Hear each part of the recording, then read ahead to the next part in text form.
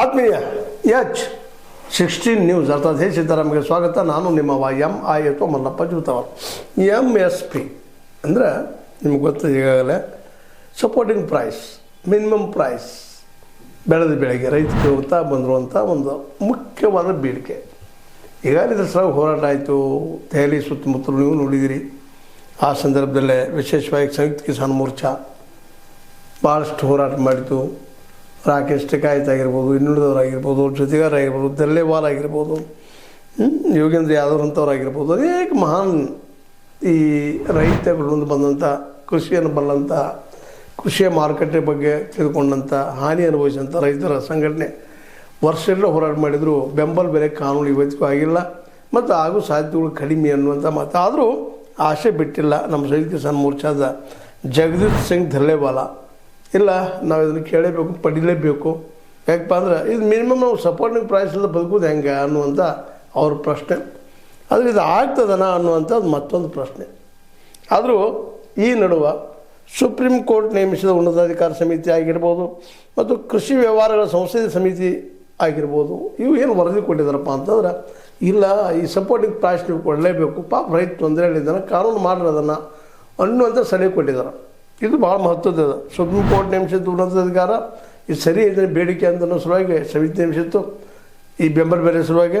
ಅದೇ ಕಾಲಕ್ಕೆ ನಮ್ಮ ಏನಪ್ಪ ಅಂತಂದ್ರೆ ಕೃಷಿ ವ್ಯವಹಾರಗಳ ಸಂಸದೀಯ ಸಮಿತಿ ಸಹಿತ ವರದಿಗಳನ್ನು ಕೇಳಿತ್ತು. ಅಂದ್ರೆ ಅವ್ರಿಗೆ ವರದಿಯನ್ನು ಅವ್ರು ಕೊಟ್ಟಿದ್ರು, ಇಲ್ಲ ಇದು ಮಾಡಬೇಕಪ್ಪ, MSP ಕಾನೂನು ಮಾಡ್ಬೇಕಂತೇಳಿ. ಆದ್ರೆ ಇನ್ನೂ ಇದನ್ನು ಮಾಡ್ತಾ ಇಲ್ಲ ನಮ್ಮ ಸರ್ಕಾರಗಳು. ಯಾಕೆ ಅನ್ನೋದು ನಾವು ಬಿಡಿಸಿ ಹೇಳಬೇಕಾಗಿಲ್ಲ ಅಂತ.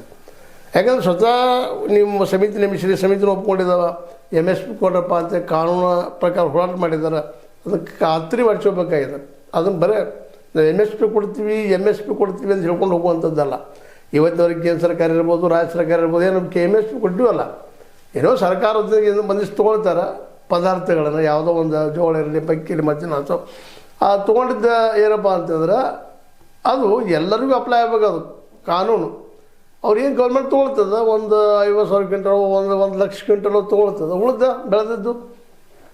ಮತ್ತು ಅಲ್ಲೂ ಬ್ಲ್ಯಾಕ್ ಮೇಲ್ ನಡೀತದೆ. ತಮಗೆ ಬೇಕಾದ ರೈತರಿಗೆ ಅನುಕೂಲ ಮಾಡಿಕೊಡುವಂಥ ಅಧಿಕಾರಿಗಳಿದ್ದಾರೆ. ಈಗ ಎಲ್ಲೂ ಭ್ರಷ್ಟಾಚಾರಕ್ಕೆ ಹಾದಿಲ್ಲ ರೀ ಅವ್ರು, ಮತ್ತೊಂದೇನಿಲ್ಲ. ಯಾಕಂದ್ರೆ ನಾವು ಕೊಡ್ತೀವಪ್ಪ, ನಿಮ್ಗೆ ಏನಂತ ಪರ್ಸೆಂಟ್ ಕೊಡ್ತೀವಿ, ನಮ್ಮ ಮುರುಗನ ಕೊಡ್ರಿ ಅನ್ನುವಂಥ ಪರಿಸ್ಥಿತಿ ರೈತರು ಇದ್ದಾರೆ. ಬಂದಿಟ್ಟು ಒಳ್ಳೆ ರೇಟ್ ಬರ್ತದೆ ಅಂತೇಳಿ. ಯಾಕಂದ್ರೆ ಹೊರಗೆ ರೇಟ್ ಬರ್ತಾ ಇಲ್ಲ. ಅದಕ್ಕೆ ಸಪೋರ್ಟಿಂಗ್ ಪ್ರೈಸನ್ನ ಸರ್ಕಾರ ನೇಮಿಸ್ತದೆ, ಆ ಸರ್ಕಾರದ ಕೊಟ್ಟು ತೊಗೊಳ್ತದೆ. ಅದಕ್ಕೆ ಎಲ್ಲರೂ ಪ್ರಯತ್ನ ಮಾಡ್ತಾರೆ ರೈತರು. ನಿಜವಾಗಿಯೂ ರೈತರ ಪರಿಸ್ಥಿತಿ ಭಾಳ ಗಂಡಾಂತರ ಆ ಸಂದರ್ಭದಲ್ಲೇ. ಯಾಕಂದರೆ ಎಲ್ಲರೂ ರೈತರನ್ನ ಕೂಡೇ ಹೋಗ್ಬೇಕಾಗಿದೆ, ನಾವು ಮುಂದೆ ಈ ಮುಂದೆ. ಹೀಗಾಗಿ ಕೆಲವು ರೈತರು ಹಂಗೆ ಉಳ್ಕೊಂಡು ಹೋಗಿಬಿಡ್ತಾರೆ, ಕೆಲವು ಲಾಭ ಮಾಡ್ಕೊಳ್ತಾರೆ. ಇವತ್ತು ಅದೇ ಪರಿಸ್ಥಿತಿ ಅದ ನಮ್ಮ ಇಂಡಿಯಾದಲ್ಲೇ. ಯಾರ ಒಂದಿಷ್ಟು ದುಡ್ಡಿದ್ದಂಥವ್ರು ವಿಡಿಯೋರು ಎಷ್ಟು ಅದಾರ ಅಂತ ರೈತರು ದಾರ್ಕೊಂಡು ಹೋಗಿಬಿಡ್ತಾರೆ. ಬಡ ರೈತರು 2-3 ಎಕರೆ ಭೂಮಿ ಇದ್ದಂಥವ್ರು ಒಂದು ಸಾಲ ತೊಗೊಂಡಿರ್ತಾರೆ, ಹೊಳ್ಳಿ ರಿನ್ಯೂವಲ್ ಮಾಡೋದು, ವರ್ಷಕ್ಕೊಮ್ಮೆ ಅದನ್ನು ಬಡ್ಡಿ ಕೊಡೋದು, ರಿನ್ಯೂವಲ್ ಮಾಡ್ಕೊಳ್ಳೋದು. ಇಂಥ ಒಂದು ರೈತರು ಇವತ್ತು ಏನಾಗಿದೆಪ್ಪ ಅಂತ ನಮಗೆ MSP ಬೇಕಪ್ಪ ಅಂತ ಕೇಳ್ತಾ ಇದ್ದಾರೆ. ಆ MSP ಬೇಕದ ಅಂತ ಹೋರಾಟ ಮಾಡಿದ್ರು ವರ್ಷ ತನಕ. ಅದು ಇವತ್ತಿನವರೆಗೂ ಆಗಿಲ್ಲ ಮತ್ತು ಅದು ಆಗೋ ಸಾಧ್ಯತೆಗಳು ಭಾಳ ಕಡಿಮೆ ಇದೆ. ಯಾಕಂದ್ರೆ ಅದರಿಂದ ಅನೇಕ ವ್ಯಾಪಾರಿಗಳ ಗುಂಪುಗಳಿದ್ದಾವೆ. ಅವ್ರು ಪಾರ್ಟಿ ಪೇಡ ಕೊಡ್ತಾರೆ, ಇವರೆಲ್ಲ ಅನುಕೂಲ ಮಾಡ್ತಾರೆ. ಹೀಗೆಲ್ಲ ಇದ್ದಾಗ ಏನಪ್ಪ ಅಂತಂದ್ರೆ MSPಯನ್ನು ಕಾನೂನಾಗಿ ಮಾಡ್ತಾರೆ. ಅದು ಕಾನೂನು ಆಯ್ತು ಅಂದ್ರೆ ಎಲ್ಲರಿಗೂ ಹೌದು ಎಷ್ಟೈತಿ ಇಷ್ಟು ಕೊಡಬೇಕಂತ ಆಗ್ತದೆ. ಅದು ಈಗ ಹಂಗಿಲ್ಲ. ರೇಟ್ ಇಲ್ಲಪ್ಪ, ಗಿರಾಕಿಲ್ಲ, ಏನು ಮಾಡೋರು ಅನ್ನುವಂಥ ಜನ ಹೆಚ್ಚಾಗಿದ್ದಾರೆ. ಹೀಗಾಗಿ ಈ ಮಿಡಲ್ ಮ್ಯಾನ್ ಇದ್ದಂಥವ್ರು, ಅದು ಮೆನ್ ಏನಿದ್ದಾರೆ, ಇವರು ಇದ್ದಂಥವ್ರು ನಮ್ಮ ರೈತರ ಮಗ್ಗಲ ನಂಬರ್ ಅಂತ ನಾವು ನೋಡ್ತಾ ಇದ್ದೀವಿ. ಅದಕ್ಕಾಗಿ ರೈತರು ಇವತ್ತು ಕೇಳ್ತಿದ್ದಾರೆ, ಮಿನಿಮಮ್ ಪ್ರೈಸ್, ಸಪೋರ್ಟಿಂಗ್ ಪ್ರೈಸ್ ಕೊಡಬೇಕು, ಕಾನೂನು ಮಾಡ್ರಿ. ಆದರೆ ಇದನ್ನು ಮಾಡ್ತಾ ಇಲ್ಲ. ಕರ್ನಾಟಕ ಸ್ಟೇಟದಲ್ಲಿ ಆಗಿರ್ಬೋದು, ಮತ್ತೊಂದುಗಳಾಗಿರ್ಬೋದು, ಆಲ್ ಓವರ್ ಇಂಡಿಯಾದಲ್ಲಿ ಆಗಿರ್ಬೋದು, MSPಯನ್ನು ಕಾನೂನು ಮಾಡೋಕ್ಕೆ ಮುಂದೆ ಹೋಗ್ತಾ ಇಲ್ಲ. ಯಾಕಪ್ಪ ಅಂತಂದ್ರೆ ಇವ್ರು ಬಂದು ದುಡಿತಾರಲ್ಲ, ಏನು ತುಸ ಆಗ್ತದೆ ವರ್ಕ್ ಅಂತ ಅವ್ರ ಪಾಲನೆ ಇಡುವಂಥದ್ದು. ಮತ್ತು MSP ಇದನ್ನು ಕೊಟ್ಟರೆ ನಮಗೆ ತೊಂದರೆ ಅದ, ನಾಳೆ ನಮ್ಮ ವ್ಯಾಪಾರಿಗಳು ತೊಂದರೆ ಅದ ಅನ್ನೋಂಥ ಭಯ. ಹೀಗಾಗಿ ನಮ್ಮ ಕೃಷಿ ಉತ್ಪನ್ನದ ಅನೇಕ ವಸ್ತುಗಳು ಈ ಒಂದು ಮೊದಲದ್ದು ಏನಪ್ಪ ಅಂದ್ರೆ ಪೇಮೆಂಟ್ ಲೇಟ್ ಆಗಿ ಬರುವಂಥದ್ದು ಶುಗರ್ ಇಂಡಸ್ಟ್ರಿಯಿಂದ. ಆ ಲೇಟಾಗಿ ಬರೋದ್ರಿಂದ ಅವ್ರು ಬದುಕು ಕಷ್ಟ ಆಗ್ತಿರ್ತದೆ. ಮತ್ತು ಮಿನಿಮಮ್ ಅಂತಂದ್ರೆ ನಿಮ್ಗೆ ಗೊತ್ತದ, ಅವ್ರು ಸರ್ಕಾರ ಡಿಸಿಷನ್ ಮಾಡಿದಂಥದ್ದು. ಈಗ ಮಾಡಿದಾರಲ್ಲ, ಮೊನ್ನೆ 3,300 ಮಾಡಿದರು. ಆದರೆ ಖರ್ಚು ಎಷ್ಟು ಬರ್ತದಲ್ಲೇ? 4,500 4,700 ಖರ್ಚು ಬರ್ತದೆ. ಪ್ರತಿ ಟನ್ನಿಗೆ ರೈತ ಲಾಸ್ ಆಗ್ತಾ ಹೋಗ್ತಾನೆ. ಎಷ್ಟು ನೋಡ್ರಿ ನಿಮ್ಮ ಮುಂದೆ ಅಂದಾಗ ಉಳಿದ ಬೆಳೆಗಳ ಪರಿಸ್ಥಿತಿ ಏನಾಗಬಾರ್ದು. ಅವ್ರು ಹೇಳ್ತಾರೆ, ಇಲ್ಲ ನಾವು ತೊಗೊಳಕೈತೀವಿ, ಮಾಡ್ಲಿಕ್ಕೈತೀವಿ, ಅವ್ರ ಕಾಳುಗಳನ್ನ ಅಂತ ಹೇಳ್ಕೊತಾರೆ. ಅದು ಎಷ್ಟು ಚೀಲ ಬಂತು, ಎಷ್ಟು ಬಂತು, ಎಲ್ಲಿ ಹೋಯ್ತು ಹಳೆದಾಗಿ ಇವರೊಂದು ಆ ಸಂದರ್ಭದಲ್ಲೇ ಈ ಕೊಳ್ಳುವವರಿಗೆ ತೊಂದರೆ ಆಗ್ತದೆ ಅನ್ನೋಕ್ಕಿಂತಲೂ ಮಾರೋರಿಗೆ ತೊಂದರೆ ಹೆಚ್ಚಾಗ್ತದೆ ರೈತ ಕಡಿಮೆ ರೇಟಿಗೆ ಕೊಡುವಂಥ ಪ್ರಸಂಗ ಬರ್ತದೆ. ಉಳಿದ ವ್ಯಾಪಾರಿಗಳು ಈಗೇನು ಮಿನಿಮಮ್ ನೀವು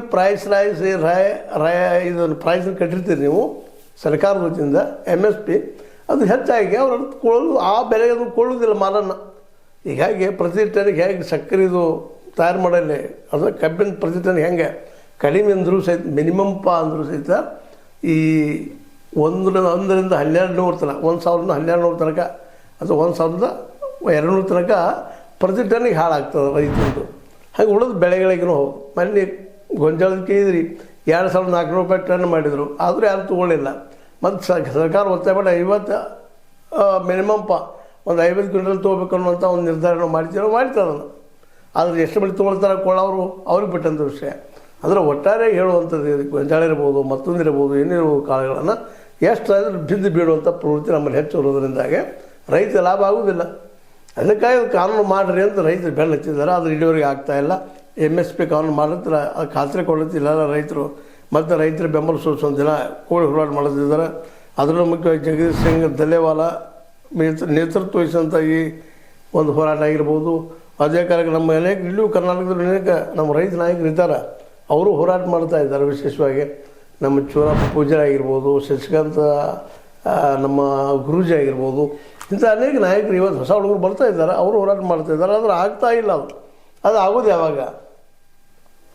MSP ಕಾನೂನು ಆಗೋದು ಯಾವಾಗ ಅನ್ನೋದು ಈಗ ಇರುವ ಮುಖ್ಯ ಪ್ರಶ್ನೆ. ಕಾನೂನು ಮಾಡಿದಾಗ ಏನೋ ಒಂದು ಸ್ವಲ್ಪ ಅವ್ರಿಗೆ ಅನುಕೂಲ ಆಗ್ಬೋದು. ಹಾಗಾದರೆ ಕಾನೂನು ಮಾಡಿದ್ರೆ ಎಲ್ಲ ಪರಿಹಾರ ಆಗ್ತದಂತಲ್ಲ. ಈಗ ನೋಡಿರಿ 15 ದಿನದಲ್ಲೇ ಕಬ್ಬಿನ ಬಿಲ್ ಕೊಡ್ಬೇಕಂತದ. ಎಷ್ಟು ಫ್ಯಾಕ್ಟ್ರಿ ಕೊಟ್ಟಿದ್ದಾವ್ರಿ ಕಬ್ಬು ಹಚ್ಚಿದ 15 ದಿವಸದೊಳಗೆ? ಇವತ್ತು ನೀವು ಲಿಸ್ಟ್ ತರಿಸಿದ್ರೆ ಗೊತ್ತಾಗ್ತದೆ. ಮತ್ತು ತೂಕದಾಗ ಹೊಡಿದಂತೆ ನಡೆದ ಎಲ್ಲರೂ ಯೋಜನೆ ಆರೋಪ ಮಾಡ್ತಾ ಇದ್ದಾರೆ ರೈತರು. ಅದು ಹೆಂಗೆ ಮಾಡೋರು ಅನ್ನೋ ಸಹಿತ ಇವತ್ತು ಪ್ರಶ್ನೆಗಳಿದ್ದಾವೆ. ಅಂದರೆ ಹೇಳುವಂಥ ಏನಪ್ಪ ಅಂತಂದ್ರೆ MSP ಕಾನೂನು ಮಾಡಿದ್ದಾರೆ ಅಂದರೆ ವಿಶೇಷವಾಗಿ ತಮ್ಮ ಬೆಳೆಗೆ ತಾವ ಬೆಲೆ ಕಟ್ಟೋದ್ರಿಂದಾಗಿ ಸಹಜ ಅವರು ಎಷ್ಟು ಬೇಕಪ್ಪ ಅದಕ್ಕೆ. ಮತ್ತು ಜನ ತೊಗೊಳೋರು ಹುತ್ತಿರಲಿಲ್ಲ, ಖರೀದಿ ಮಾಡೋರು ಅವರು ವಿಚಾರ ಮಾಡ್ತಾರೆ. ಈ ಎಲ್ಲ ನೆಲೆಗಟ್ಟಲ್ಲೇ ಈ ಕಾನೂನು ಆಯ್ತು ಅಂದ್ರೆ ಸ್ವಲ್ಪ ರೈತಗೆ ಉಸಿರು ಬಿಡುವಂಗೆ ಆಗ್ತದೆ. ಮನೇಲಿ ಇಟ್ಕೊಂಡು ಮಾರೋದಕ್ಕೆ ಅನುಕೂಲಗಳಾಗ್ತವೆ. ಇದು ಮಾಡಲೇ ಇಲ್ಲಪ್ಪ ಅಂದ್ರೆ ಮನೆ ಇಟ್ಕೊಳ್ಬೇಕಾದ್ರೆ ಹೇಳಿದೆ ಈಗಾಗಲೇ ಈ ಗೋಡೌನ್ ಕಟ್ಟಿಸ್ಕೊಂಡು ಮಾಡಿ ಅಲ್ಲಿ ನಾವು ವಸ್ತುಗಳನ್ನ ಬೆಳೆದು ಇಟ್ಕೊಂಡು ರೇಟ್ ಬಂದಾಗ ಮಾಡಿ ನಮ್ಗೆ ಲಾಭ ಆಗ್ತದೆ ಅಂತೇಳಿ ಆ ದಿಸೆಯಲ್ಲಿ ಸರ್ಕಾರ ವಿಚಾರ ಮಾಡಬೇಕು. ವಿನಃ ಸಾಧ್ಯಷ್ಟು ಮಟ್ಟಿಗೆ ಇದನ್ನು ಏನಪ್ಪ ಅಂತಂದ್ರೆ MSP ಕಾನೂನು ಅದು ತಪ್ಪಿಸ್ಕೊಂಡು ಹೋಗೋಗಿರಬಾರ್ದು ಅನ್ನೋದು ಜನರ ಅಭಿಪ್ರಾಯ. ಸ್ವತಂತ್ರವಾದ ಮೀಡಿಯಾಗೆ ಬೇಕಾಗಿರುವುದು ಸ್ವತಂತ್ರ ಧ್ವನಿ. ಆ ಸ್ವತಂತ್ರ ಧ್ವನಿ ಉಳಿಸಲು ನೀವು ಮಾಡಬೇಕಾದದ್ದು ಇಷ್ಟೇ. ಅದೇನಪ್ಪಾ ಅಂತಂತಂದ್ರೆ ನಿಮ್ಮ ಕೈಲಾದಷ್ಟು ಸಹಾಯ ಈ ಚಾನಲ್ಗೆ ಮಾಡಿ ಹಾಗೂ ನಿಮ್ಮ ಧ್ವನಿಯನ್ನು ಕಾಪಾಡಿಕೊಳ್ಳಿ. ಅದಕ್ಕಾಗಿ ಈ ಎಲ್ಲ ದಿಶೆಯಲ್ಲಿ MSP ಕಾನೂನು ಖಾತ್ರಿ ಆಯ್ತಪ್ಪ ಅಂತಂದ್ರೆ ನೀವಂತ ಈಗ ಹೇಳುವಂಥ ವಿಷಯ ಏನಪ್ಪ ಅಂತಂದ್ರೆ ರೈತಗೆ ಈ ಒಂದು ಕಾನೂನು ಆಯ್ತಂದ್ರೆ ನಿಶ್ಚಿತವಾಗಿ ಒಂದು ಸ್ವಲ್ಪ ಅವ್ನಿಗೆ ಲಾಭ ಆಗ್ಬೋದು ಅನ್ನುವಂಥದ್ದು. ಅದಕ್ಕೆ ಈ ದಿಶೆಯಲ್ಲೇ ನಮ್ಮ ಕಿಸಾನ್ ಮೋರ್ಚಾ ಜಗದೀಶ್ ಸಿಂಗ್ ದಲ್ಲೇವಾಲ ಆಗಿರ್ಬೋದು, ಒಂದು ನಮ್ಮ ಕರ್ನಾಟಕದ ಅನೇಕ ಇವತ್ತಿನ ಶಾಂತಕುಮಾರ್ ಅವರು ಆಗಿರ್ಬೋದು, ಕಬ್ಬು ಬೆಳೆಗಾರರು ಅವರೆಲ್ಲರೂ ಅವ್ರ ಜೊತೆಗಾರರು ಅನೇಕ ಹೋರಾಟಗಾರರು ಇದು ನಮಗೆ ಏನಪ್ಪ ಅಂದ್ರೆ ಬೆಂಬಲ ಬೆಲೆ ಕೊಡ್ತಾಯಿದ್ರೆ ಕಾನೂನು ಮಾಡಿರಿ ಇಟ್ಟು ತೊಗೊಳ್ರಿ ನಮ್ಮ ಅಂತೇಳಿ ಒತ್ತಡ ತಂದಿದ್ದಾರೆ. ಇನ್ನೇನು ಮಾಡ್ತಾರೆ ನೋಡೋಣ, ಅದನ್ನು ಪಾಲಿಸ್ತಾರೋ ಇಲ್ಲೋ. ಆದರೂ ನಮಗೆ ನಮ್ಮ ರೈತಗೆ MSP ಬೇಕಾಗ್ಯದ ಕಾನೂನಾಗೆ. ಅದು ಆಗೋದು ಯಾವಾಗ ಅನ್ನೋದು ಮಾತ್ರ ಇನ್ನೂ ಇಲ್ಲೇ ಪ್ರಶ್ನೆ ಆಗಿ ಉಳಿದದ. ನೋಡೋಣ ಮುಂದೆ ಅಂದ್ರೆ ಏನಾಗ್ತದೆ ಅಂತ ಹೇಳ್ತಾ, ಇದು ನೀವು ಲೈಕ್ ಆಗಿರ್ಬೋದು, ಲೈಕ್ ಮಾಡಿ, ಶೇರ್ ಮಾಡಿ, ಕಮೆಂಟ್ ಮಾಡಿ, ಜೊತೆಗೆ ಸಬ್ಸ್ಕ್ರೈಬ್ ಮಾಡಿರಿ. H60 ನ್ಯೂಸ್ ಅರ್ಥ ತಿಳಿಸಿ ತಲೆ ಮೇಲೆ ಸತ್ಯದ ಕೈಗಾರಡಿ ವಂದನೆಗಳು.